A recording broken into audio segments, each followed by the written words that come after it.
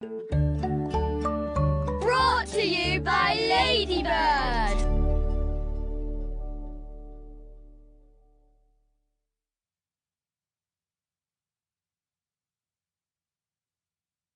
Ladybird Tales of Crowns and Thrones, read by Gemma Whelan and Cathy Tyson. Introduction. When I was little, I would often play with my brother and cousins. We would create magical worlds of knights and dragons and dress up as queens and kings, swishing around in my mum's old nighties and my dad's old velvet jacket. We would lord it up and order each other around in our elaborate, imaginary kingdoms. As we grew up, my brother and cousins became serious adults with proper jobs, but I refused to leave the enchanting world of make-believe. I danced, sang, played, and now I perform as different characters on the stage and TV. I dress up for a living. One character I played was a seafaring warrior queen called Yara. She was fierce and strong, but also very loyal, courageous, and fair, much like the princesses you'll meet in this audiobook. Yara didn't wear fancy clothes or drink tea and eat scones in the afternoon.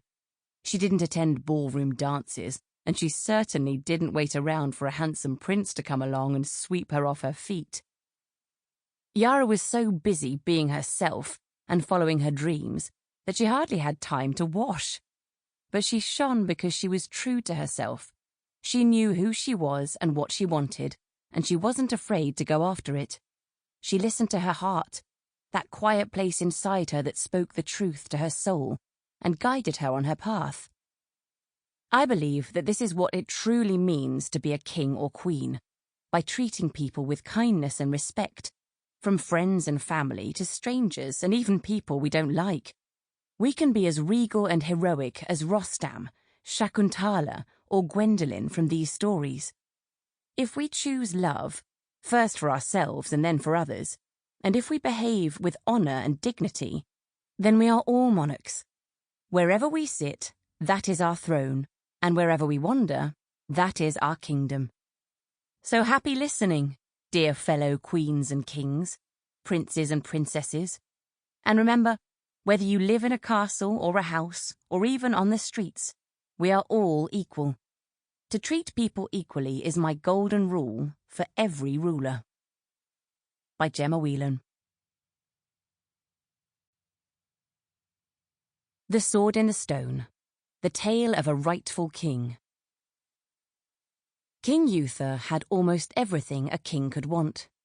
He had the love and respect of his people, he had riches and health, he had Merlin, the great sorcerer, to advise him. But King Uther was not happy. "Merlin," he sighed, "I've brought peace to the land, and yet I am not at peace." "What troubles you?" the sorcerer replied. "I want a queen to share my throne and a child to share my heart. I need a son who will inherit my crown, continue serving my people, and keep peace in my kingdom." Merlin agreed to help the king, but he had one condition. "I will help you find a queen, Uther, but I need you to prove your trust in me. You must give me your firstborn child." Taken aback by his adviser's request, the king reluctantly agreed. Though he dearly wanted a son, he could think of nothing but the happiness he would share with his future bride.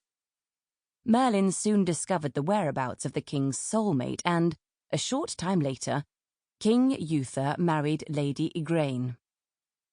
After months of pure happiness, King Uther and Queen Igraine welcomed their son Arthur.